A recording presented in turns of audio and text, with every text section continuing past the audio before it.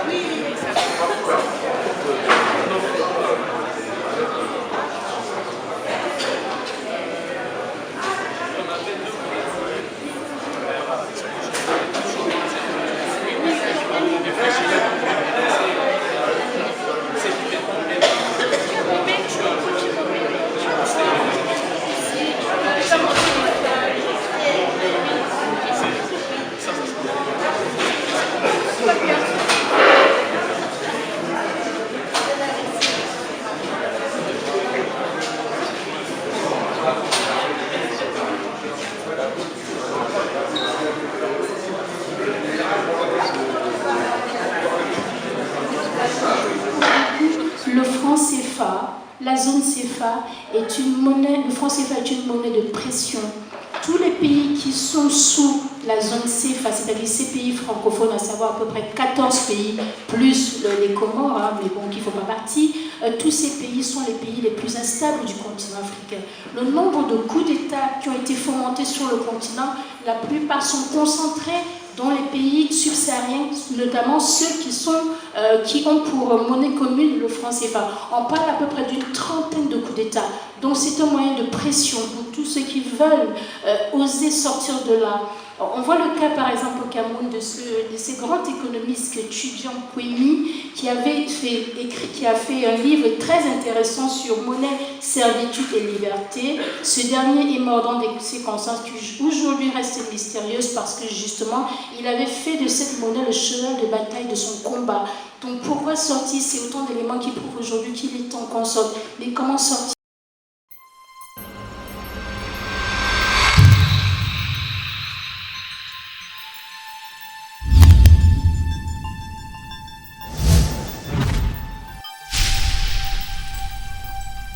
Il n'est pas question que ici les gens qui se battent pour la liberté dans leur pays et pour la liberté surtout par rapport à la France, à l'impérialisme français, soient attaqués et condamnés et expulsés. Donc nous ferons tout et nous demandons à toutes les associations, non seulement qui sont dans cette salle, mais qui sont au salon anticolonial et qui participeront notamment à la manifestation du 19, qui sera à la fois une manifestation contre les violences policières, contre l'impunité, mais aussi contre toutes les formes de néocolonialisme, de tout faire pour défendre Moisenou, à qui maintenant je vais donner la parole. Merci. Bonjour à tout le monde. Je pense que j'arriverai jusqu'au bout de mon intervention, espérant qu'ils ne vont pas rentrer pour me prendre des séminaires militaires. Parce que c'est l'effet de Damoclès qui aujourd'hui est sur ma tête. Je pense justement pour m'empêcher de continuer cette œuvre commune, qui n'est pas une œuvre que je porte seul, parce que jusqu'à preuve du contraire, comme je l'ai toujours défini, je suis toujours un porte-parole. Donc je pense que ça ne vous échappe pas, en tant que porte-parole, je ne porte que la voix du collectif, d'une majorité silencieuse qui m'a désigné pour porter devant la face du monde la voix qui est la leur, mais aussi les aspirations qui nous sont profondes.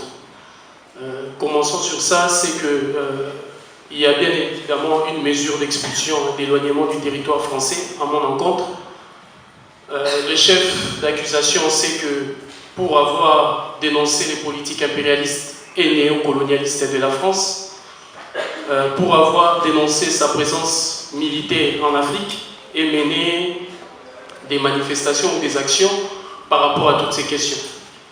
Bon, il y a encore un point, c'est pour avoir critiqué l'État d'Israël.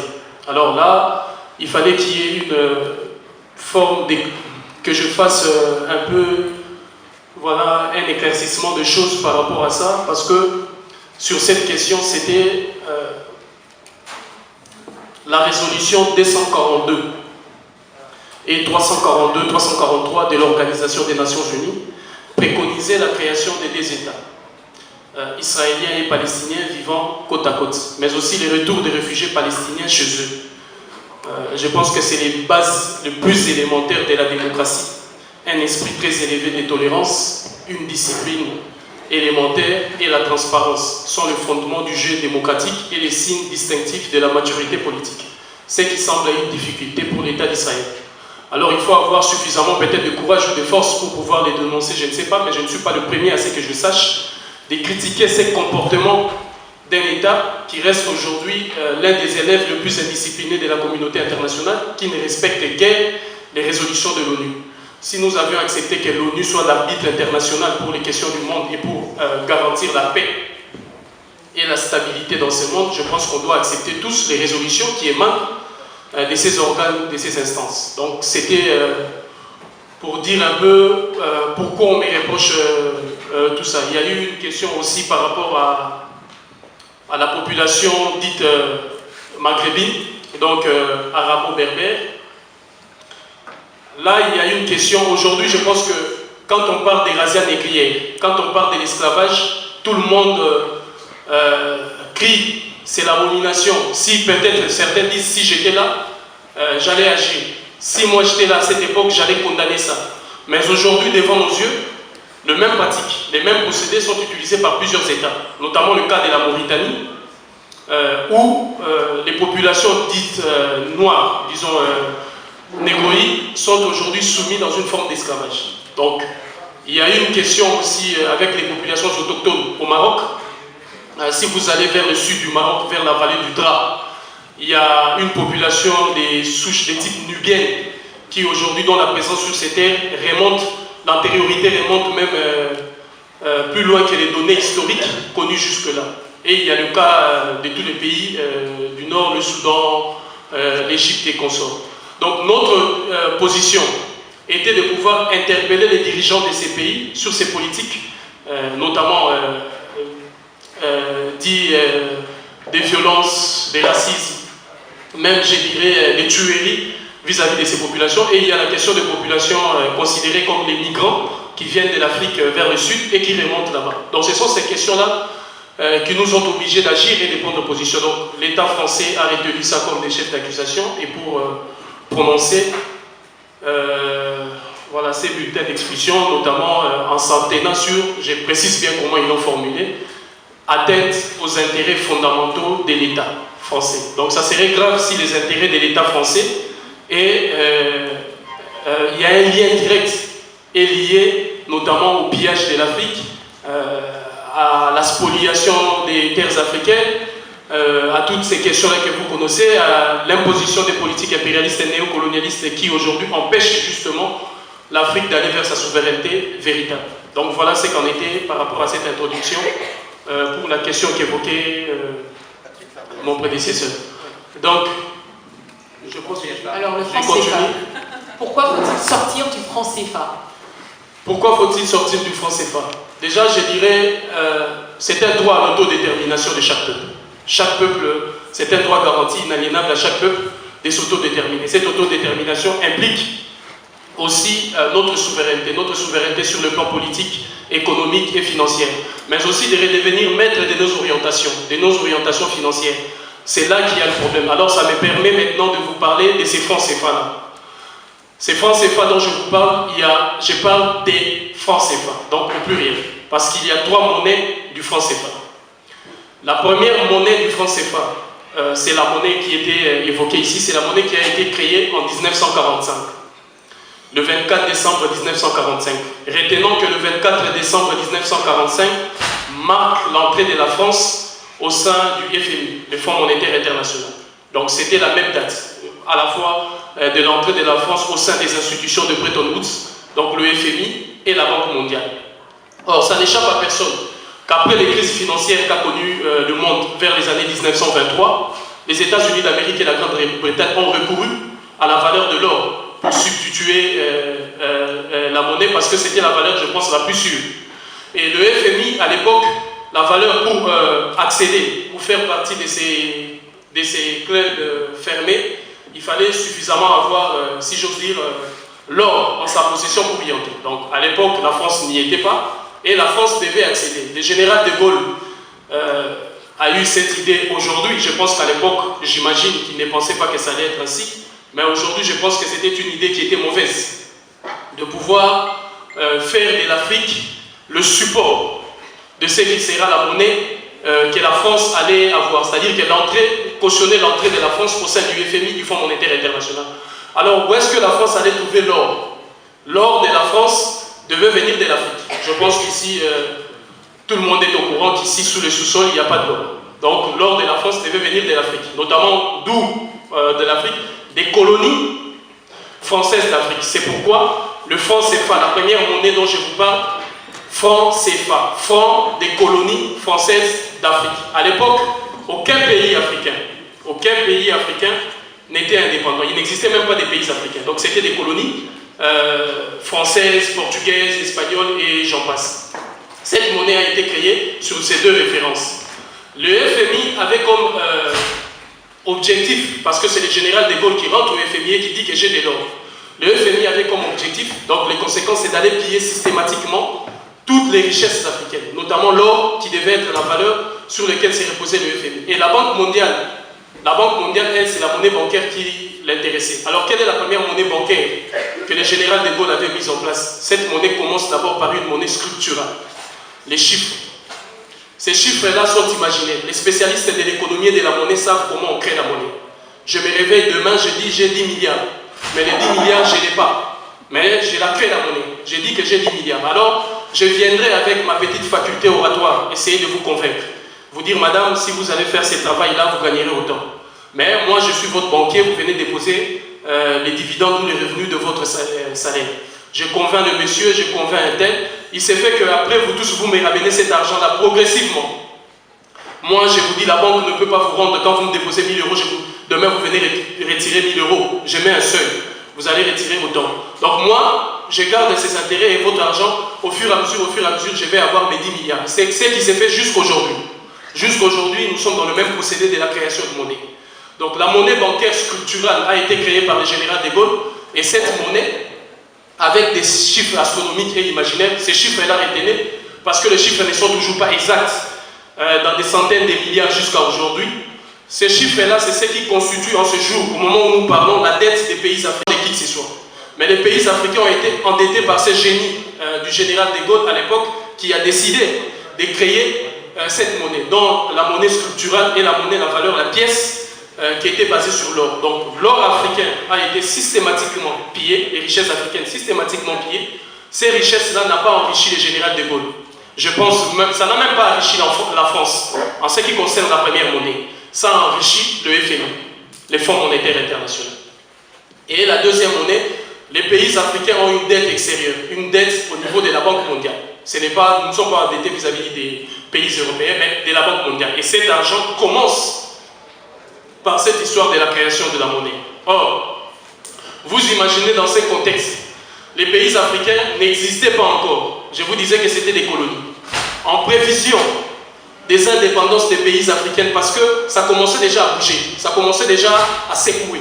Et le général de Gaulle, en tant que visionnaire, personne ne lui dénie ses qualités de visionnaire, vous le savez, et il savait déjà que tôt ou tard, on va finir par lâcher.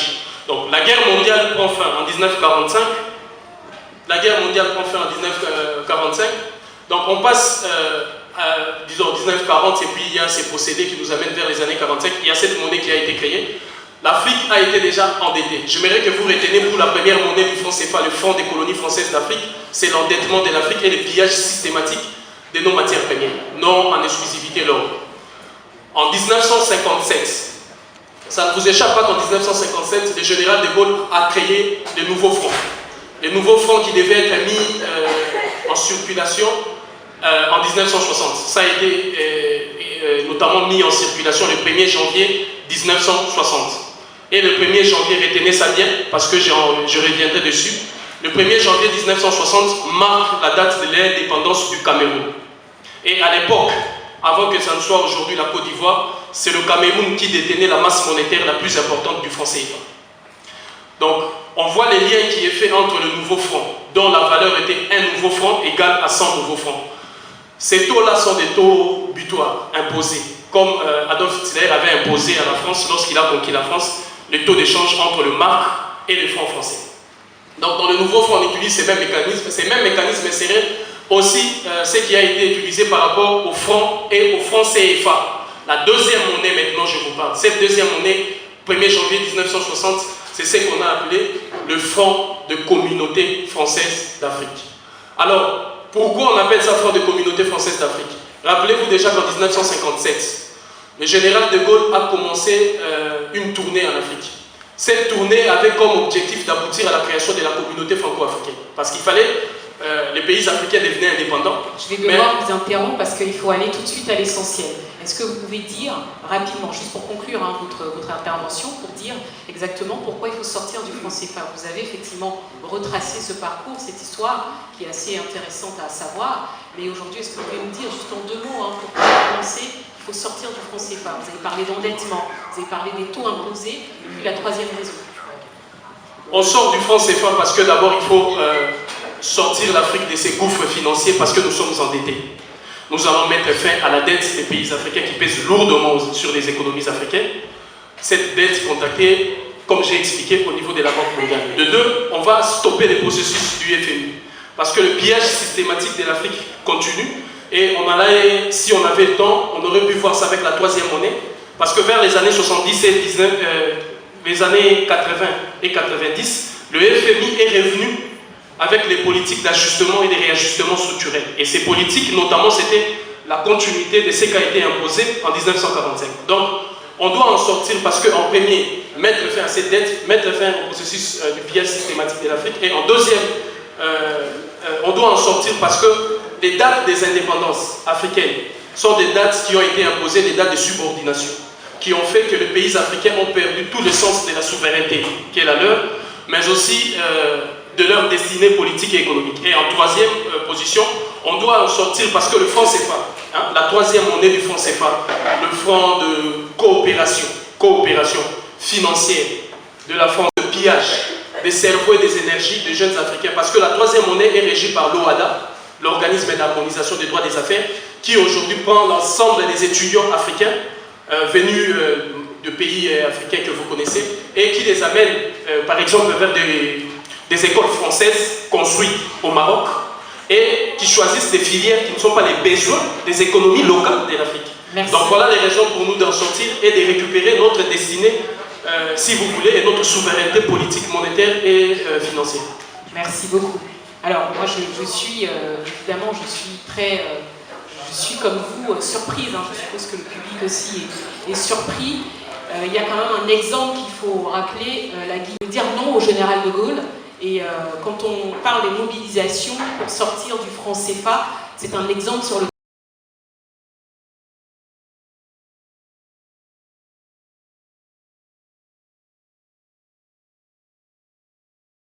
C'est parce que pour beaucoup, le franc CFA, la zone CFA est une monnaie, le franc CFA est une monnaie de pression. Tous les pays qui sont sous la zone CFA, c'est-à-dire ces pays francophones, à savoir à peu près 14 pays, plus les Comores, mais bon, qui ne font pas partie, tous ces pays sont les pays les plus instables du continent africain. Le nombre de coups d'État qui ont été fomentés sur le continent, la plupart sont concentrés dans les pays subsahariens, notamment ceux qui ont pour monnaie commune le franc CFA. On parle à peu près d'une trentaine de coups d'État. Donc c'est un moyen de pression pour tous ceux qui veulent oser sortir de là.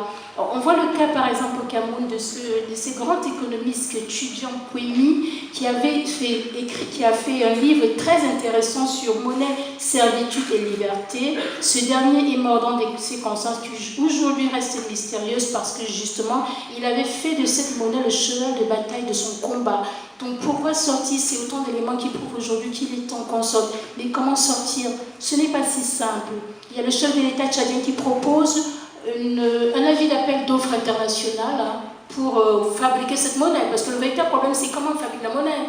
Logistiquement, c'est très coûteux. Et à l'heure actuelle, l'économie des pays africains ne leur permet pas de pouvoir y passer. Excepté l'Afrique du Sud qui aujourd'hui est capable de faire sa propre monnaie sur le continent, aucun autre pays n'en est capable. Il y en a qui parlent de référendum, qu'il faut qu'on fasse un référendum pour demander, il y en a qui disent qu'il faut que ce soit un large débat. Alors personnellement, vous me posez la question, c'est faut-il un référendum? Faut-il un large débat? Le débat, il est là, on le voit, différents sommets qui se tiennent un petit peu partout, cette mobilisation. Comme le point d'ordre a été celui du 11 février dernier, où dans pratiquement 25 pays du monde, pas qu'en Afrique, c'est une espèce de tricontinental. C'était en Afrique, c'était en Europe, c'était même en Amérique du Sud, parce que le débat fait vraiment problème. Donc oui, il était question de faire sortir, de comment faire sortir l'Afrique du franc CFA. Donc est-ce qu'il faut un débat? Est-ce qu'il faut un référendum?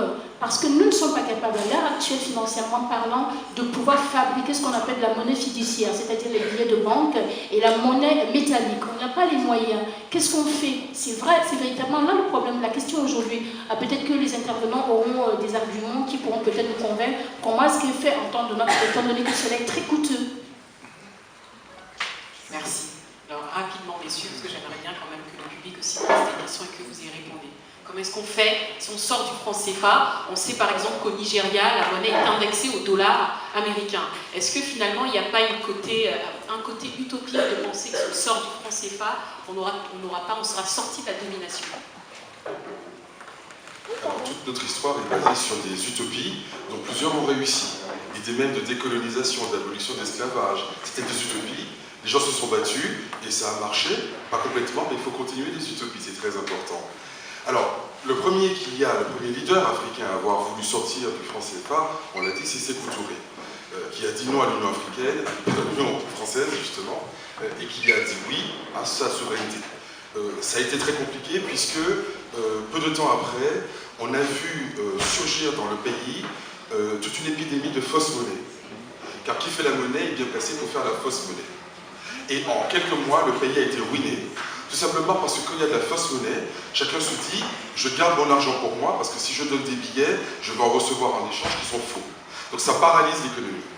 Et voilà comment, effectivement, on a puni Sékou Touré et la Guinée d'avoir osé refuser l'Union française, d'avoir refusé le CFA. Et d'autres leaders par la suite, on pourrait donner des noms, ont été embarrassés, tués, envoyés à la CPI ou ailleurs, parce qu'ils avaient justement des objectifs en ce sens. Donc, soyons honnêtes, c'est très difficile, pas tellement pour des raisons techniques, mais pour des raisons politiques. Maintenant, est-ce qu'on va relancer? Pas du tout. Il y a des solutions. Il faut d'abord, je dirais, saper la crédibilité du franc CFA. Et c'est ce que nous sommes en train de faire là, c'est ce que les mobilisations populaires font, les mobilisations judiciaires, tout ça, ça permet de dire stop le franc CFA. Mais une fois qu'on a dit stop, il faut bien le remplacer par quelque chose. Alors là, le quelque chose, il y a plusieurs pistes qui sont possibles. Soit on passe sur la domination d'une autre monnaie, le dollar, mais pour pouvoir renoncer à un maître, on choisit un autre. Soit on décide d'avoir effectivement une monnaie de tenue. Alors nous sommes en 2017. Il y a des options qui sont sur la table. Des pays, par exemple, comme le Nigeria, qui fait partie de l'Afrique de l'Ouest, le Nigeria dit, mais moi j'ai besoin d'être dans un ensemble plus fort, et le franc CFA nous empêche d'avoir une monnaie ouest-africaine ou une monnaie panafricaine. Alors, une des manières de faire, et on n'en parle pas suffisamment, c'est de passer par les monnaies numériques. Nous sommes à l'ère du numérique, il y a le Bitcoin qui existe par exemple. Aujourd'hui l'Afrique est très connectée, même dans les petits villages les gens ont Internet par les smartphones. Une des pistes c'est de créer une monnaie numérique, il en existe déjà. Il y a des plateformes, nous avons des ingénieurs en informatique qui pourraient tout à fait créer cela. Parce que aujourd'hui la réalité c'est que les monnaies fiduciaires, les monnaies traditionnelles en billets, non seulement sont un petit peu dépassées, aujourd'hui de moins en moins on utilise ces monnaies, mais en plus elles sont dangereuses. Elles sont dangereuses pour toutes les raisons historiques qu'on a indiquées. Et ça veut dire que vous avez besoin d'une banque centrale. Et vous avez besoin d'une banque centrale qui sera nécessairement une cible centrale. Alors que les monnaies numériques sont une liste alternative, elles sont gérées de manière tout à fait transversale. Il n'y a pas une banque centrale quelque part qu'on peut attaquer, on peut aller prendre le stock en or de tel pays et le mettre dans tel autre pays. Et donc, il faut vraiment comprendre que l'avenir des monnaies de même, notamment pour l'Afrique, c'est à travers Internet, par des dispositifs techniques qui nous mettront à l'abri finalement de la prédation classique que nous n'avons que trop connue. Donc je crois qu'il faut vraiment explorer ces pistes-là, c'est-à-dire d'un côté démonter, déconstruire le franc CFA, et de l'autre côté reconstruire une monnaie autonome, et la monnaie de demain, elle est numérique. C'est le pari que je fais.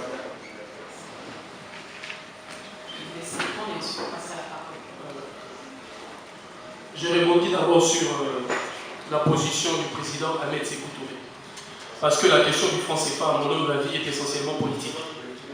D'abord, on commence par là, et ça sera une affaire de décision politique. Qui sera ces décideurs, qui sera capable pour pouvoir décider ainsi, et puis prendre le goût de l'aventure. Parce que l'avenir, bon, mais il faut oser le faire, il faut prendre ces décisions. Ces décisions, le président Sékou Touré l'avait résumé à une phrase célèbre aujourd'hui.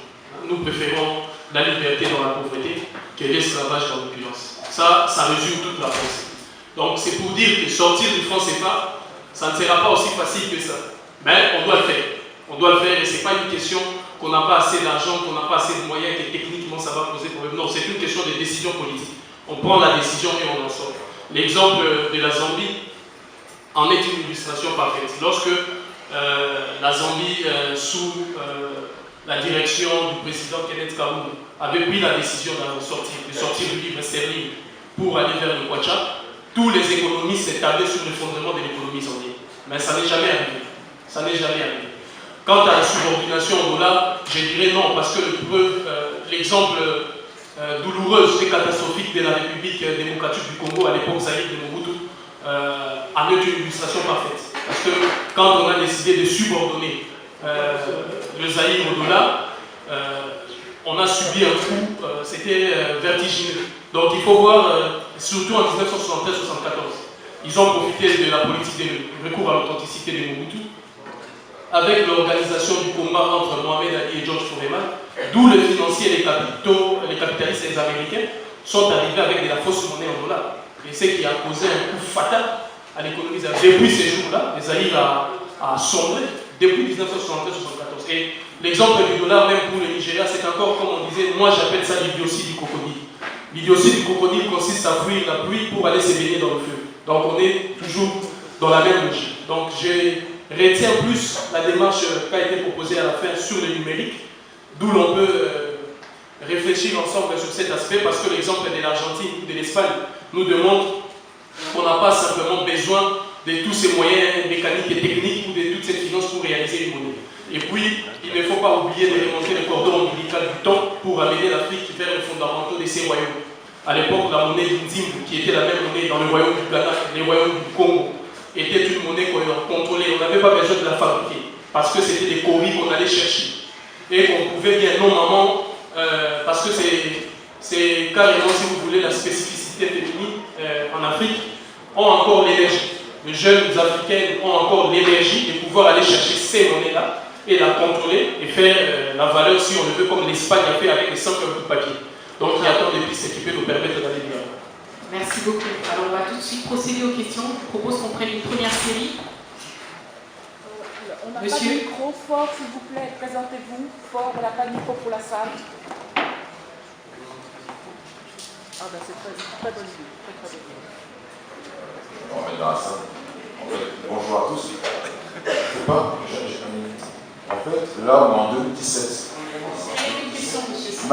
Ma question est ici, hein, on l'a bien entendu, on l'a très bien entendu. Le problème de la monnaie, c'est une affaire politico-militaire.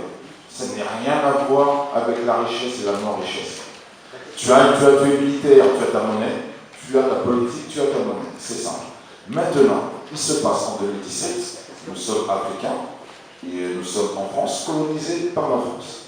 Est-ce que oui ou non, l'État français pourra décider en 2017 d'arrêter d'annexer ces pays, d'arrêter de leur faire subir toutes ces atrocités et de les laisser vivre et décider d'eux-mêmes leur choix de vie et leur fabrication? Très courte, très courte, s'il vous plaît. Très courte. S'il vous plaît. dans ce cas-là, il n'y a pas de débat. Non, s'il vous plaît, c'est pour permettre à tout le monde d'échanger, ne vous inquiétez pas.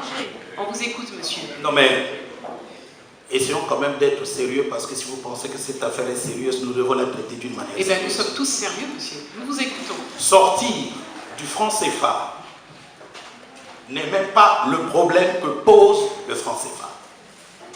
Le problème que pose le franc CFA, on peut très bien le résumer. Le Congo-Brazzaville vend du pétrole pour 1 milliard de francs CFA aux Chinois ou aux Français. Il faudrait qu'on prenne 500 millions qu'on dépose dans le fonds d'amortissement pour valoriser, en effet, le franc CFA. Et donc, les 500 millions, ça peut les utiliser comme il veut, mais au moins il y a ça.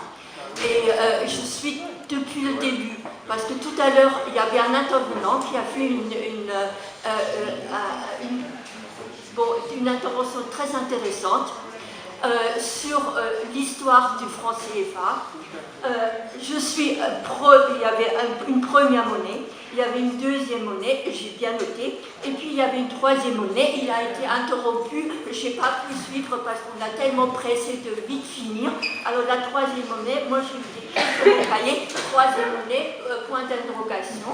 Je n'ai pas pu comprendre la suite. Alors vous avez peut-être plus de connaissances que moi, mais moi j'aurais bien voulu que l'intervenant qui a fait cette intervention la finisse. Très bien, très bien. J'aimerais également que la personne qui a parlé avant moi puisse finir. En fait, depuis tout à l'heure, j'entends... Parler devant le micro. C'est bon là? Oui. Donc j'entends beaucoup de questions sur le G20, enfin toutes les institutions en fait, mais on ne parle pas de la base, et notamment des Africains. Et en fait, c'est une question, hein, je vous rassure. Moi, j'aimerais savoir si ce n'est pas une solution d'éduquer même les plus petites, les personnes les plus vulnérables dans les villages africains sur ce qu'est réellement le franc CFA, et en les éduquant, de fait, le franc CFA ne sera plus le même. Parce qu'au final, ce qui s'est passé avec le printemps arabe il y a quelques années, c'est parce qu'il y a eu une prise de conscience. Et en fait, cette prise de conscience, on ne l'a toujours pas en Afrique. Et ma question, c'est... Non, la prise de conscience en Afrique, elle n'est pas... elle tient... Elle ne concerne pas tous les Africains. Elle concerne une élite, encore une fois. Parce qu'on parle toujours aux élites, non. Donc d'accord, la question du peuple. En gros, il faut une prise de conscience. La question du peuple et de l'éducation. La pédagogie. Il faut que ça vienne du bas. D'accord. On prend une dernière question, s'il vous plaît, et après on répond. J'ai une question courte. Il me semble que les banques africaines sont déjà en négociation régulière pour justement sortir du CFA et créer une nouvelle monnaie africaine qui serait centre, etc. Et voilà, donc je voulais savoir qu'est-ce que vous en pensez. Donc c'est pas le Bitcoin ou quelque chose comme ça, mais c'est une monnaie avec une banque centrale, etc. À l'ancienne, mais c'est peut-être réaliste. Merci. Alors je vous laisse répondre peut-être à la première question qui a été posée sur... D'accord, pardon. Oui, je voudrais bien souligner que ce n'est pas une question de prise de conscience qu'il y a en Afrique. Toute la population a conscience de la répression au niveau économique, au niveau politique. Mais ce qu'il y a, c'est que chaque fois qu'ils se lèvent pour contester, il y a l'armée française qui est sur place pour les mater. Vous savez très bien ce qui s'est passé dernièrement au Tchad. Ils voulaient rééduquer le printemps arabe là-bas, mais c'est l'armée française qui a maté la population. Tant qu'il y aura les bases militaires en Afrique, la révolution ne sera pas possible. Donc on ne peut pas de prise de conscience, tout le monde est conscient de la situation. Je vous remercie. Merci beaucoup.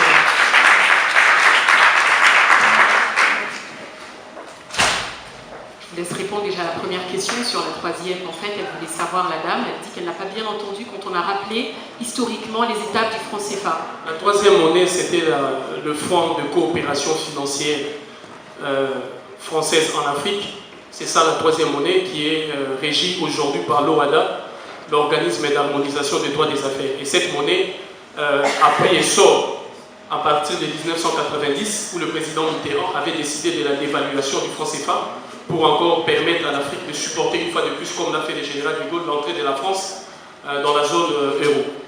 Ça, c'était la question de la troisième monnaie qui, comme je disais, c'est une monnaie privée, hein. C'est la privatisation de la monnaie. Parce que la monnaie actuelle du franc CFA, si quelqu'un vous dit que ça enrichit la France, ça enrichit les États-Unis, ça enrichit tel pays africain, ça c'est une vérité, c'est une fausseté totale. La vérité de fait, c'est que la monnaie a été privatisée en 1990 parce qu'en 1970, on a perdu les États, tous les pays de la Terre, je dirais, ont perdu ce qu'on a appelé les taux d'échange. Les taux d'échange ne sont plus fixés par le pays. Et en 1990, tous les pays du monde ont perdu la décision de ce qu'on appelle les taux d'intérêt. Les taux d'intérêt ne sont plus aussi fixés par les États. Et ce qui est pour l'Afrique, c'est pour l'euro, c'est pour tout le peuple. Donc c'est pourquoi quand j'ai parlé de ces questions, vous voyez les esprits se sont échauffés parce qu'il fallait aller d'ici et là. Quand on parle des questions monétaires, c'est pourquoi nous avions attaché ces combats à la lutte pour la souveraineté. Et ça résume tout.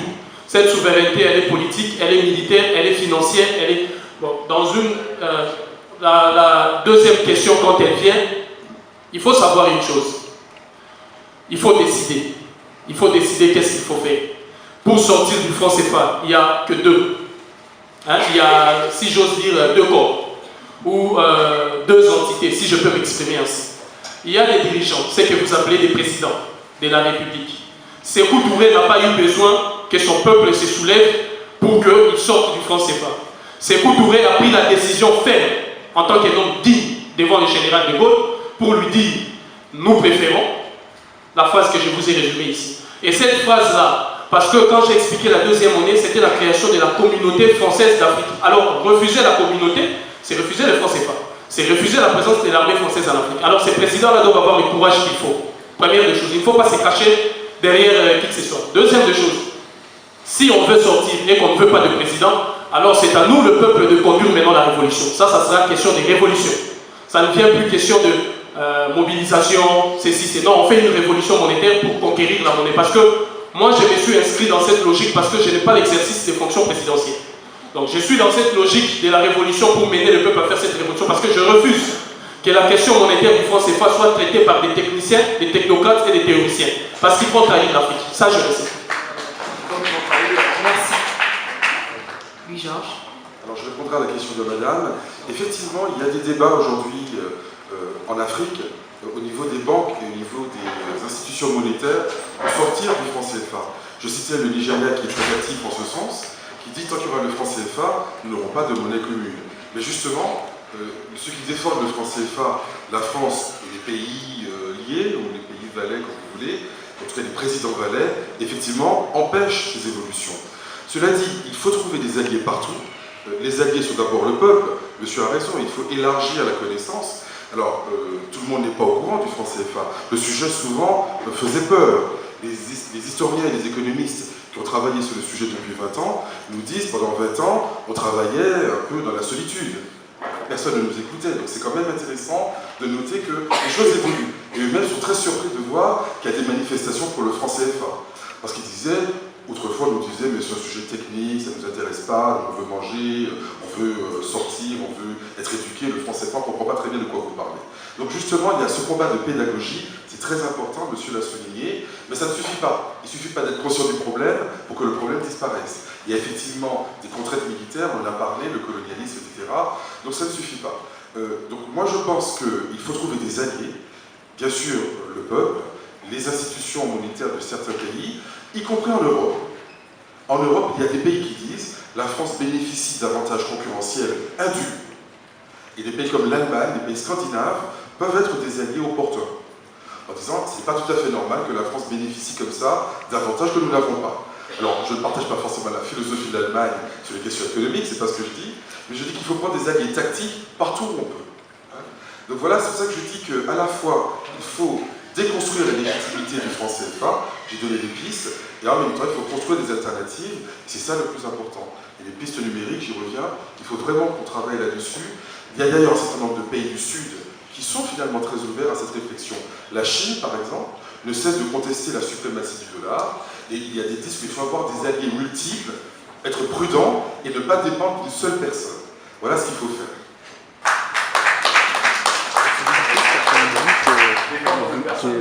sur l'émission radio en direct là-haut. C'est à 15h. Qui parlait des banques centrales.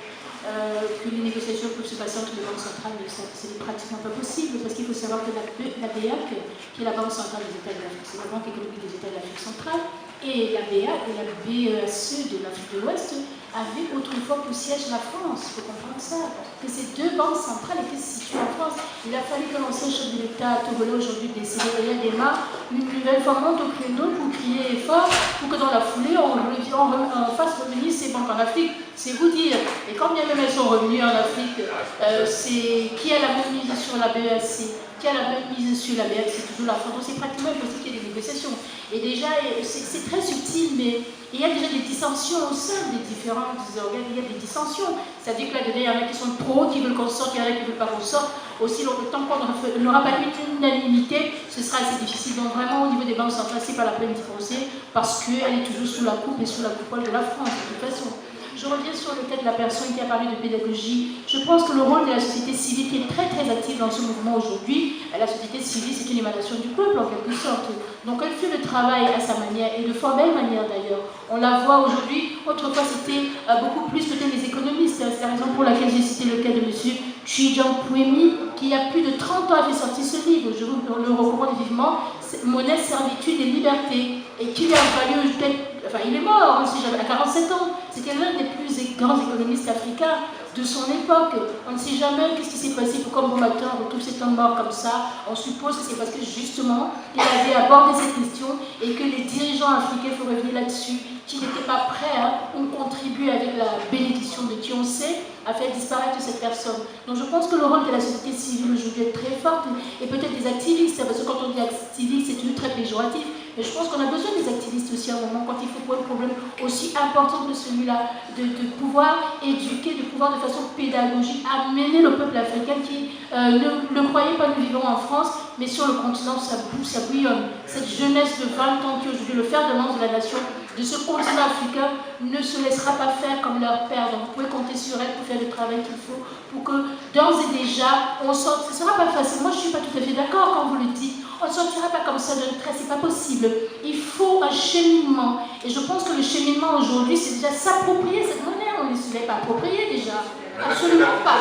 Excusez-moi, monsieur, s'il vous plaît.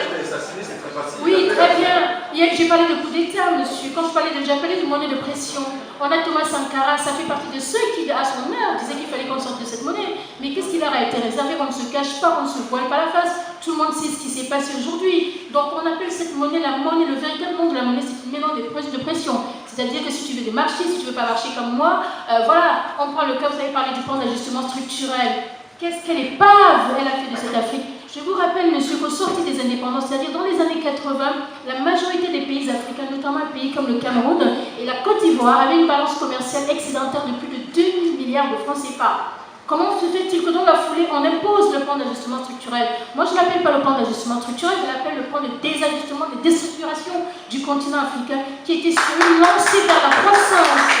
Vers la croissance.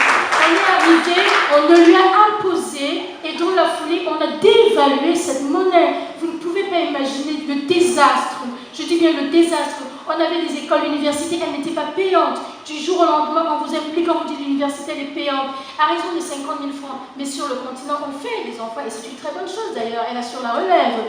Et bien, je vous dis que sur le continent, il y avait des parents qui avaient 4 enfants à l'université. Du jour au lendemain, lui dit tu payes 50 000 francs, lui tu payes pas 4, ça lui fait 200 000 francs. Et pendant ce temps, son salaire qui était de 500 000, il est passé de plus de moitié. Il lui en reste combien? Son logement, il ne peut plus le payer. Et qu'est-ce que deviennent ces enfants? C'est-à-dire qu'on sacrifie 1, on sacrifie 4, on sacrifie 3. Et je vous rappelle que c'est à partir des CT4 80-90 qu'on a vu ce flot d'Africains immigrer vers l'Europe parce qu'on venait de la casser par le plan d'ajustement structurel.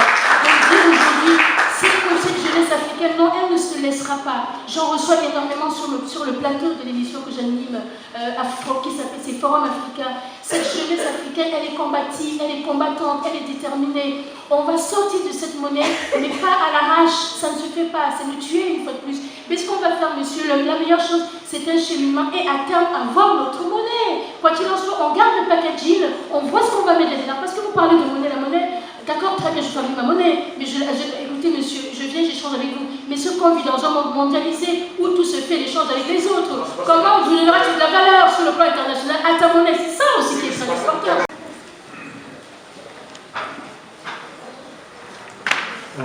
bonjour, je m'appelle Suleiman. Donc ça va être une question assez technique.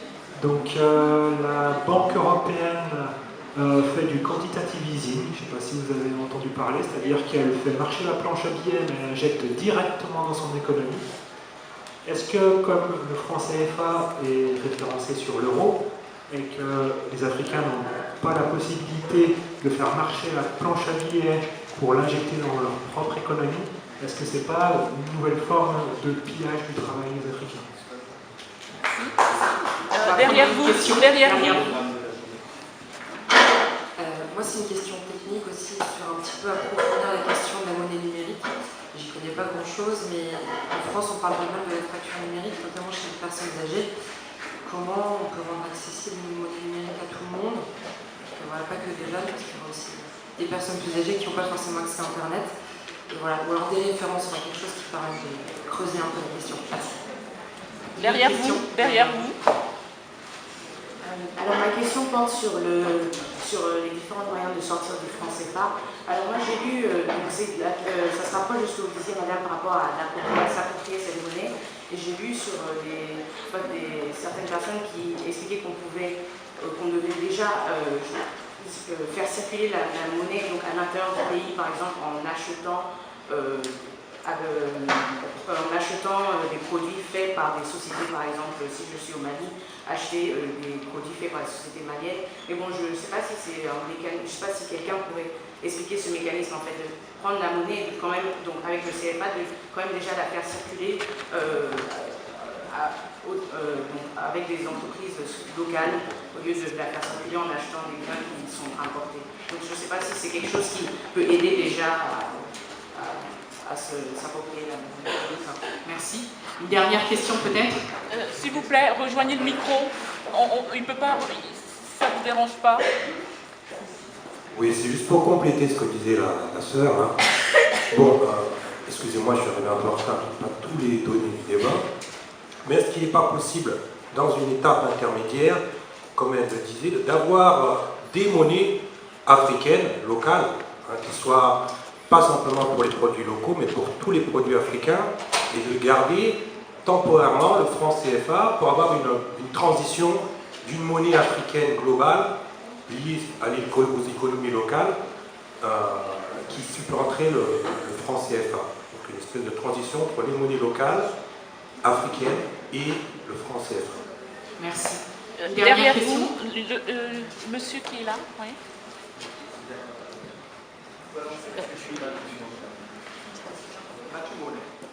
Non.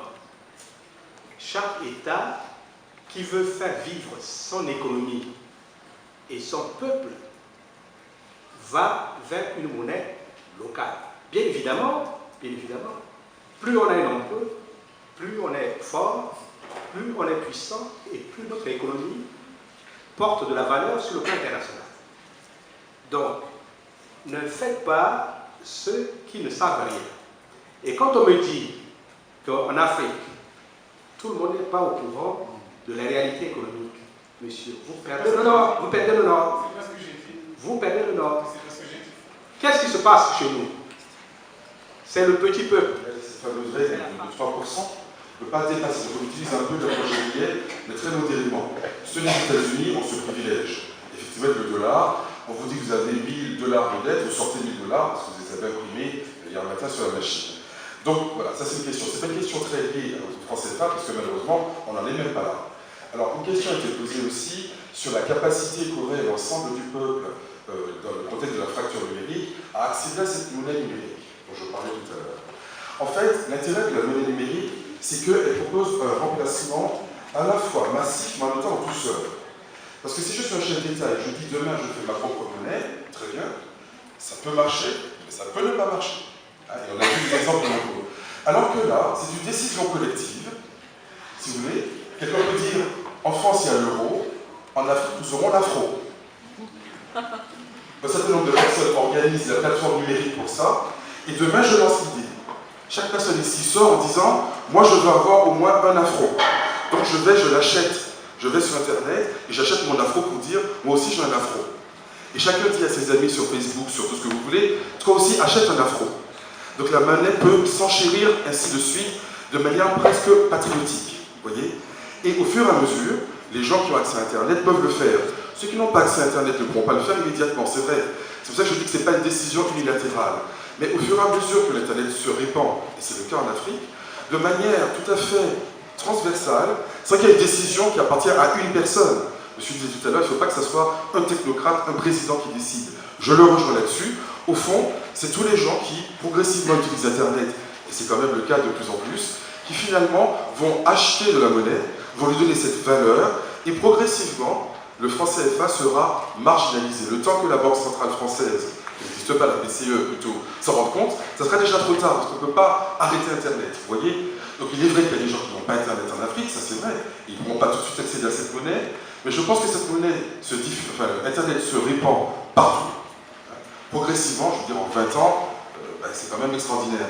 Donc c'est une solution à la fois douce et en même temps révolutionnaire et en fait très simple d'une certaine façon. Parce qu'on n'a pas besoin d'attendre la décision d'un chef d'État et encore moins de la France. Donc c'est une solution que le Grand propose et effectivement je crois qu'il faut travailler avec les techniciens qui s'y connaissent. Moi je ne suis pas du tout informaticien, mais si on va dans cette direction-là, je pense qu'en une génération, on peut trouver une solution panafricaine, pacifique, efficace, révolutionnaire et accessible à toutes et à tous. Voilà en tout cas ma proposition. Je voudrais une nuance par rapport à la personne qui a posé la question par rapport à la planche à billets. Il faut comprendre que ce n'est pas un problème. La planche à billets en soi n'est pas un problème. Mais j'ai toujours eu l'habitude de dire que c'est le mécanisme de contrôle. Parce qu'au Zaïre de Mobutu, la planche à billets était devenue l'exercice favori. On la faisait tant qu'on voulait.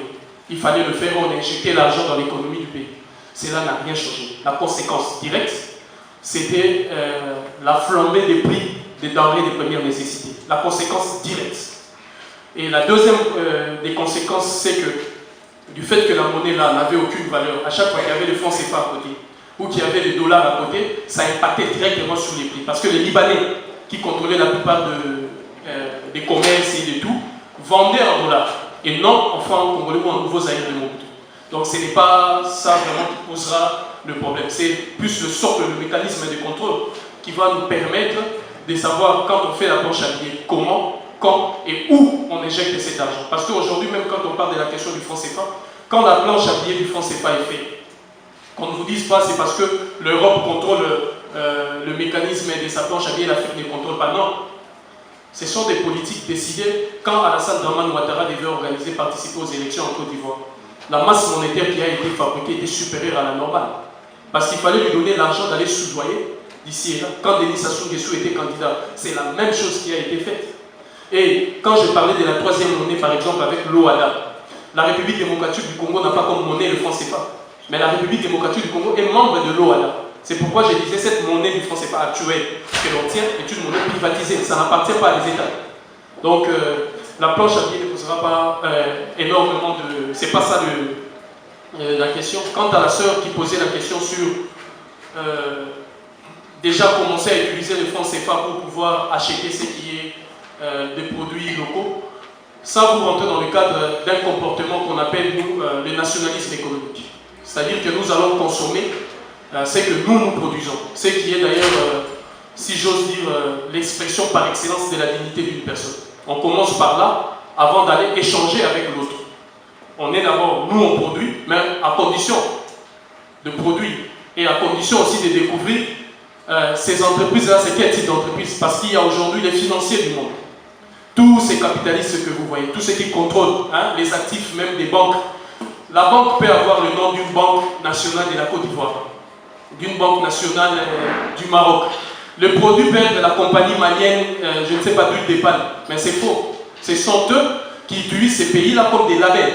On t'impose, toi le président que tu es là, tu dois accepter ces labels-là. Nous on fait la compagnie congolaise d'aviation ou la compagnie zimbabwéenne aérienne, mais ça les appartient à eux. Et on utilise le label de votre pays où on vous verse quelque chose. Et fondamentalement, dans toutes ces questions, même quand ils évoquaient sur le plan de la souveraineté, je pense que les fondamentales, quand le fait pose la question sur... c'est une question politique ou exclusivement économique, Je pense qu'il y a les deux. Il y a la décision politique et l'orientation économique quand on parle de la monnaie. C'est vraiment entrelié. Et là, j'allais dire d'emblée comme ça sur ces fondamentaux des questions, c'est qu'il faut comprendre une chose. On nous parle de l'intervenant qui était intervenu et qui est parti là, des questions de compétences, des questions de comptabilité, des questions techniques. Ces questions-là n'en découlent que de ce qui est le fondamentaux.